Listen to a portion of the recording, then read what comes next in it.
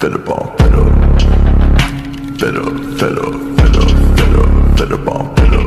Putin का Hamas पर बेहद बड़ा खुलासा, हिल गई दुनिया। पुतिन ने सबके सामने प्रेस कॉन्फ्रेंस में सीधे आरोप लगाते हुए एक बहुत बड़ा खुलासा कर दिया है। और सिर्फ खुलासा नहीं किया है, साफ कह दिया है कि हमारे पास बाकायदा सबूत है।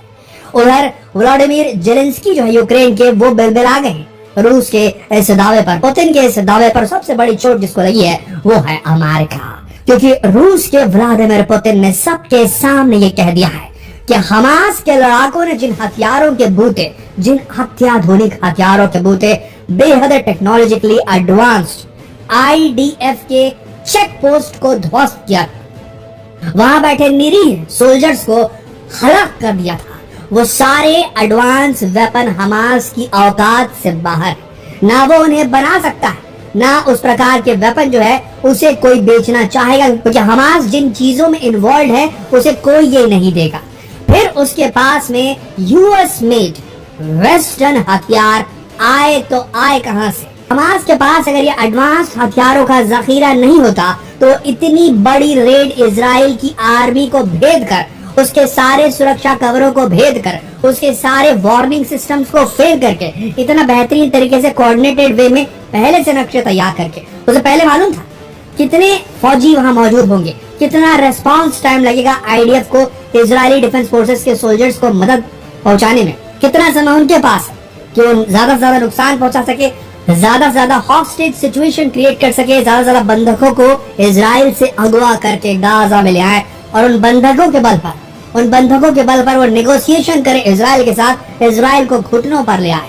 लेकिन वैसा हो नहीं सका। इस बार बंधकों की जान जाए तो जाए, नेतन्याहू अंदर घुस गए, ये रियलिटी। लेकिन दोस्तों, ये जो हथियार थे इसके बारे में पुतिन ने साफ कहा है, ये अमेरिकन मेड हथियार थे, ये वेस्टर्न मेड हथियार थे, ये हमास के पास आए तो आए कहां से? पहले सवाल खड़ा किया, उसके बाद सबूत दिया।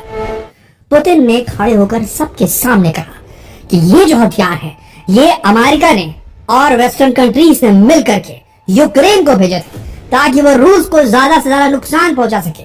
पर यूक्रेन में करप्शन का दर बहुत ऊंचा हो चुका है, वहां पर अमेरिकी और जो वेस्टर्न कंट्रीज की वेपन के सेल का एक ब्लैक मार्केट लगने लगा है, जो कि डार्क वेब से भी ऑपरेट होता है और बाहर भी ऑपरेट हो रहा है। दुनिया में कई ऐसे वेपन बायर्स मौजूद है इस प्रकार के टेररिस्ट ऑर्गेनाइजेशन के, जो हर वक्त खोजते रहते हैं कहीं से उन्हें ज्यादा अत्याधुनिक हथियार मिल जाए ताकि वो ज्यादा बेहतर तरीके से अपने ओपोनेंट को खत्म कर सके, बड़े बड़े टेररिस्ट एक्टिविटी को अंजाम दे सके। तो ये वहां पहुंच गए हमास वाले, और यूक्रेन जो ब्लैक मार्केट में उसके जो लोग बेच रहे थे, यूक्रेनी करप्ट जो लोग थे जिनके हाथ में एक्सेस था अमेरिकी हथियारों का, जो कि वहां से मदद के दौर पे भेजा जा रहा था, वेस्टर्न कंट्रीज का, यूरोपियन कंट्रीज के हथियार जो आ रहे थे यूक्रेन के पास में रूस को नुकसान पहुंचाने के लिए, जिन यूक्रेनी लोगों के पास इसका एक्सेस था, वहां से ये हथियार खरीद करके हमास तक पहुंचा गए। साफ पुतिन ने कहा है उनके पास में वेपन बाइंग सेलिंग का पूरा डेटा, ये साफ। आप सोचिए दोस्तों, रशिया का प्रेसिडेंट, राष्ट्रपति व्लादिमीर पुतिन जैसा व्यक्ति अगर ये कहेगा तो सोचिए कितना दम और कितना बल है इसमें। लोग इसमें राजनीति खोजेंगे, क्योंकि ये बात मान लीजिए दोस्तों कि दुनिया का जो मीडिया है ना, ये दुनिया का मीडिया पूरी तरीके से अमेरिका का बायस्ड है, वो ही नैरेटिव सेट करते हैं, ये रियलिटी। अगर आप सर्च करेंगे थोड़ा सा इजराइल पर, यूट्यूब के ऊपर में, तो इजराइल ने फिलिस्तीनियों के साथ क्या क्या किया है, उनके बच्चों के साथ क्या किया, उनके लोगों के साथ क्या किया है, आपका दिमाग हिल जाएगा। ये दोनों कंट्रीज, फिलिस्तीनी इजराइल के खिलाफ हो चाहे इजराइल फिलिस्तीनी के खिलाफ हो, लगातार वॉर क्राइम करते आ रहे हैं। सिर्फ इस बार की बात नहीं, इसके पहले से करते आ रहे हैं। और जो पब्लिसिटी का पूरा नेटवर्क बना हुआ है, ये अमेरिका गवर्नमेंट है। पूरी दुनिया इंग्लिश बोलती है, इंग्लिश समझती है, और इंग्लिश मीडिया पर राज है। पहले राज था रॉयल गद्दी का, यानी कि यूके का, यूनाइटेड किंगडम का, और अब हो चुका है अमेरिका का। ये रियलिटी तो हर चीज को तोड़ मरोड़ देगी और ये कहेगी ये जियोपॉलिटिक्स के लिए पुतिन ऐसा कह रहे हैं। इवन कीव ने जवाब भी दे दिया है, यानी कि यूक्रेन के जो है लीडर व्लादिमीर जेलेंस्की, उन्होंने कह दिया है कि भैया ये गलत बात है, यूक्रेन से अमेरिकी और वेस्टर्न जो हथियार है मदद के लिए आ रहे हैं, उन्हें हमास को नहीं बेचा जा रहा, बल्कि रशिया जो एरिया कैप्चर कर रहा है यूक्रेन का, और वहां पर उसे जो अमेरिकी और वेस्टर्न हथियार मिल रहे हैं, उन हथियारों को वो बेच रहा है हमास जैसे आतंकी संगठनों को। उसने लगा दिया इल्जाम। अब सुनिएगा जरा गौर से क्या हुआ उसके बाद जो हुआ बहुत इंटरेस्टिंग है। उसके बाद नेतन्याहू सामने आते हैं और नेतन्याहू साफ कहते हैं हम यूक्रेन के इस बयान को नॉनसेंस मानते हैं कि रशिया जो है वो अमेरिकी हथियारों को हमास को बेचेगा। अब ये नेतन्याहू बोल रहे हैं, ये इजरायली फोर्सेस बोल रही है, इजराइल की गवर्नमेंट बोल रही है यूक्रेन के अगेंस्ट में। ध्यान से सुनिएगा दोस्तों। तो अब यहाँ पर इन्वॉल्वमेंट देखिए किस तरीके का हो रहा है। डायरेक्टली इनडायरेक्टली यहाँ पर हथियारों का बार बार आएगा जिक्र। डायरेक्टली इनडायरेक्टली दुनिया में सबसे बड़ा हथियारों का मैन्युफैक्चरर कौन है आप खुद समझ लीजिए। तो सिचुएशन काफी क्रिटिकल हो चुकी है। और अगर यहाँ पर पुतिन जिस प्रकार से बड़ा दावा करे, इसके साथ में अगर प्रूफ भी दे दे दुनिया को, बेनकाब हो जाएंगी वेस्टर्न कंट्रीज। ये रियलिटी है दोस्तों। इनका काम ही है कॉन्फ्लिक्ट क्रिएट करना, वहां हथियार बेचना और अपना धंधा चलाते रहना, या तो फिर वहां पर सुलह कराना और सुलह कराने के चक्कर में अपने आप को विश्वगुरु प्रेषित कर देना दुनिया के सामने में। देखिए ये दुनिया उस मोड़ पर खड़ी है जहां पर उसे एक स्ट्रॉन्ग वर्ल्ड लीडर की जरूरत है। जी हाँ, और वो वर्ल्ड लीडर अब अमेरिका शायद सही नहीं लग रहा है, ऐसा हमें लगता है, क्योंकि अमेरिका हमेशा पहले अपने हितों के बारे में सोचता है। दुनिया को जरूरत है एक साफ चश्मा रखने वाले लीडर की, जो बायस ना हो, जो पक्षपात ना करे। साफ दुनिया को दुनिया ने देखा, आप खुद समझिए, खुद देखिए।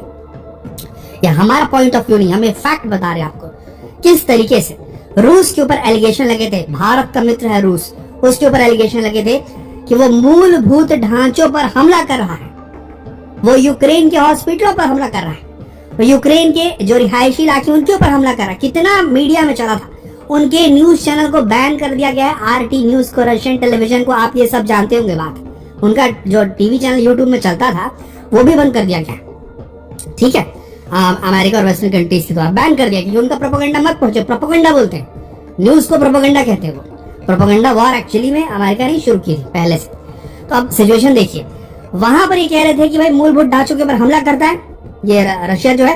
अब यहाँ इजराइल जब कर रहा है, इजराइल यहाँ पर अस्पतालों के ऊपर हमला कर रहा है, इजराइल यहाँ पर स्कूलों के ऊपर हमला कर रहा है, इजराइल यहाँ पर जो सिटीजन है उनके आम नागरिक उनके ऊपर हमला कर रहा है, तब उसके ऊपर कोई आवाज नहीं उठा रहा है दोस्तों।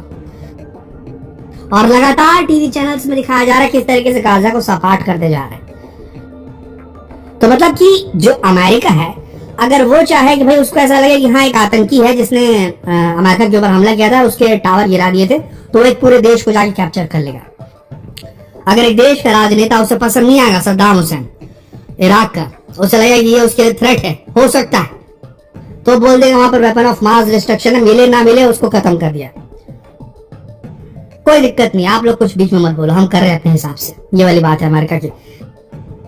इजराइल अगर उसके ऊपर कुछ हमला हुआ तो वो पूरी तरीके से अंदर घुस के जो करना चाहे कर सकता है, अमेरिका बैक्ड है। और कोई दूसरा कंट्री ऐसा करने की कोशिश करे अपने हितों को बचाने के लिए, तो वो गलत है। तो ये जो नैरेटिव सेट किया जा रहा है, देखिए दोस्तों, यहाँ पर दुनिया को एक स्ट्रॉन्ग लीडर की जरूरत है जो बायस्ड चश्मे से ना देखे, डबल स्टैंडर्ड ना रखे। और यहाँ पर पुतिन बहुत बेहतरीन है। आज यूक्रेन युद्ध की वजह से शायद रूस की स्थिति थोड़ी कमजोर हुई है इंटरनेशनल महकमों में, और ये भी मीडिया के चलते ही किया गया है। व्लादिमीर पुतिन सबसे बेस्ट वर्ल्ड लीडर साबित हो सकते हैं कि उसने इस सिचुएशन में साफ बात की है।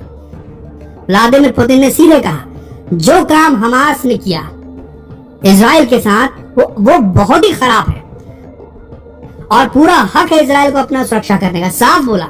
पर साथ में ये भी बोला कि गाजा में आम सिविलियंस को अटैक नहीं करना चाहिए और टू नेशन पॉलिसी पे बात करनी चाहिए। फिलिस्तीन है उसको फिलिस्तीन का जगह दो और इजराइल जो उसको इजराइल की जगह दो, काम खत्म, टू नेशन थ्योरी। तो यहाँ पर जो बिना बायस की बात कर रहा है वो है व्लादिमीर पुतिन, और यही नेता चाहिए दुनिया को। आपका क्या मानना है दोस्तों? क्या अब समय खत्म हो चुका है अमेरिकन लेड वर्ल्ड ऑर्डर का?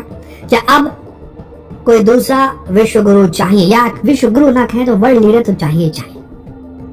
नीचे अपने विचार कमेंट सेक्शन में जरूर लिखिए। जितना हो सके इस वीडियो को शेयर करें फेसबुक पर, व्हाट्सएप